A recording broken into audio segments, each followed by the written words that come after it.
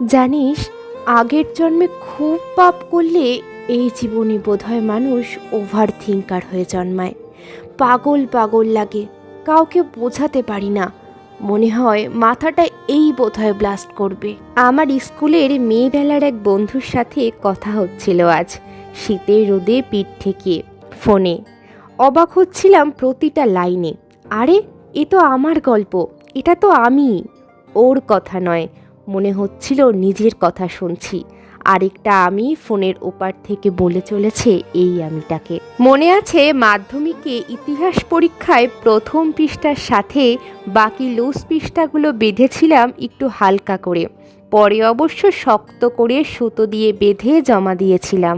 ওই যে একবার গিটটা খুলে গিয়েছিল, সেইটা মাধ্যমিকের রেজাল্ট আসার আগের মুহূর্ত পর্যন্ত ভুলতে পারিনি। ঘুম আসতো না রাতে, ভয়ে জেগে উঠতাম। এই বোধহয় গিটটা খুলে গিয়েছে, বাকি পৃষ্ঠাগুলো বোধহয় পড়ে গিয়েছে। তার মানে আমি ইতিহাসে পাশ করতে পারবো না, আমি মাধ্যমিকে ফেল করে যাব, আমার সবটা শেষ হয়ে যাবে। কিচ্ছু হয়নি। সে বছর ক্লাসে হাইয়েস্ট এসেছিল আমার ইতিহাসেই। এটা তো একটা, এমন হাজার হাজার লাখ লাখ গল্প, সে তো বোধহয় নিজেই ভুলে গিয়েছি। আমরা যারা ওভার থিঙ্কিং করি তারা জীবনে খুব কমই শান্তি পেয়েছি। আমাদের একটা চিন্তা শেষ হতে না হতেই আরেকটা চিন্তা মনে এসে বাসা বনে। আমরা চিৎকার করে নিজেকে বারবার বলি, থাম প্লিজ, আর না, আর ভাবতে পারছি না, যা হওয়ার হবে। আমি ভেবে তো কিছু বদলাতে পারবো না। এত কেন ভাবছিস? পাগল হয়ে যাবি তো। সত্যিই আমরা পাগল হয়ে যাই। বাইরে থেকে সবার সামনে ভীষণ নর্মাল থাকলেও ভিতরে সুমাত্রার বিধ্বংসী ভূমিকম্প। আমাদের কাছের মানুষদের কাছে একটা সময় আমরা বিরক্তির কারণ হয়ে দাঁড়াই। দোষটা তো ওদের নয়। কে চায় বলুন তো যে মানুষটা আপনার পাশে আছে সে সব সময় সমস্যার কথা বলবে, ঘ্যান ঘ্যান করবে? প্রথম দিকে বোঝালেও শেষে বিরক্তি আসাটা বড়ই স্বাভাবিক। আমরা ছোট্ট একটা ঘটনাকে কল্পনা করে এক আস্ত ব্রহ্মাণ্ড বানাই। সেখানে কি কি হতে পারে তার জলছবি নিজে এঁকে নিজেই আটকে উঠি। কখনো ভয়টা সত্যি হয়ে যায় বাস্তবে। আমরা যে অন্ধকারে ছিলাম আরও বেশি অন্ধকারে তলিয়ে যাই। আমরা ভেবেই নেই খারাপটাই তার মানে ঘটবে আমাদের সাথে। আমাদের দেখে আপনারা কেউ বুঝতেও পারবেন না, জানেন? আমরা সাজি, হাসি, পাড়ার মোড়ে জুঁই ফুলের মালা কিনি। আমরা আসলে তখন নিজেদের থেকে পালাতে চাইছি, নিজেদের উল্টো পাল্টা চিন্তা আর ওভার থিঙ্কিং থেকে নিজেদের বাঁচাতে চাইছি। নিজের থেকে নিজেকে বাঁচাতে চাওয়া, নিজের থেকে নিজেকে দূরে রাখার চেষ্টা কতবার যে তিলে তিলে শেষ করে দেয় তা অর্ধেক পৃথিবী জানতেও পারে না কোনোদিনও।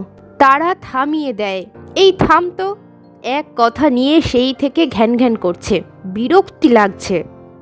বিশ্বাস করুন, আপনার বিরক্তির চাইতে অনেকটা বেশি উথাল পাথাল ওই মানুষটার ভেতরে চলছে। সে আপনাকে বলছে কারণ আপনাকে আঁকড়ে ধরতে চাইছে। সে চাইছে আপনি বলুন সব ঠিক হয়ে যাবে, কিচ্ছু হবে না। একবার বলুন, বারবার বলুন, হাজার বার বলুন।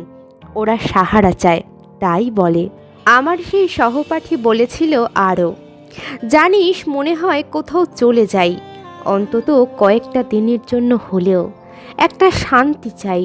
আর ভাবতে পারছি না রে, না পারি এসব কথা কাউকে বলতে, না পারি চেপে রাখতে। ঝড় বয়ে যায়, জানিস তো। আমরা অনেকের কাছে বিরক্তির কারণ হই। কেউ হাসে, মশকরা করে, পাগল শব্দটিও ব্যবহার করেছে, এও কানে এসেছে। কারণ ওদের কাছে জীবনটা অনেক বেশি সুন্দর, অনেক বেশি ভারমুক্ত। আমাদের কাছে ততটাই শক্ত। কখনো কথা বলতে ইচ্ছে করে না, বলতে হয়। কখনো চুপ করে এক কোণে বসে থাকতে ইচ্ছে করে, কিন্তু বেরোতে হয়। আমরা এমন এক রোগে আক্রান্ত যার কোনো চিকিৎসা নেই, যার কোনো ওষুধ নেই। শুধু রোজ রোজ বারবার করে দুশ্চিন্তার অন্ধকারে তলিয়ে যাওয়া আছে। ভিতরে ভিতরে গুমড়ে মরা আছে। বহু নিদ্রাহীন রাত আছে। অবাস্তব চিন্তা আছে। সেগুলো সত্যি হয়ে যাওয়ার ভয়ও আছে।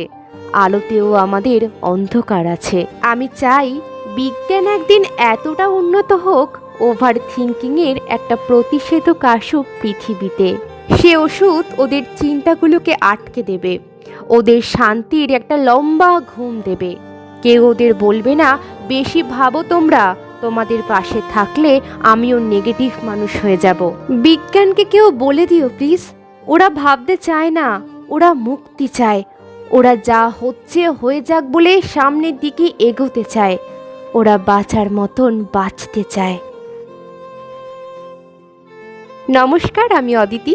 আমার চ্যানেল আমাদের গল্পগুলোতে এরকম আরও ভিডিও পেতে আমার চ্যানেলটিকে সাবস্ক্রাইব করে অবশ্যই পাশে থাকবেন, এবং ভিডিওটি ভালো লেগে থাকলে একটা লাইক করতে কিন্তু একদম ভুলবেন না।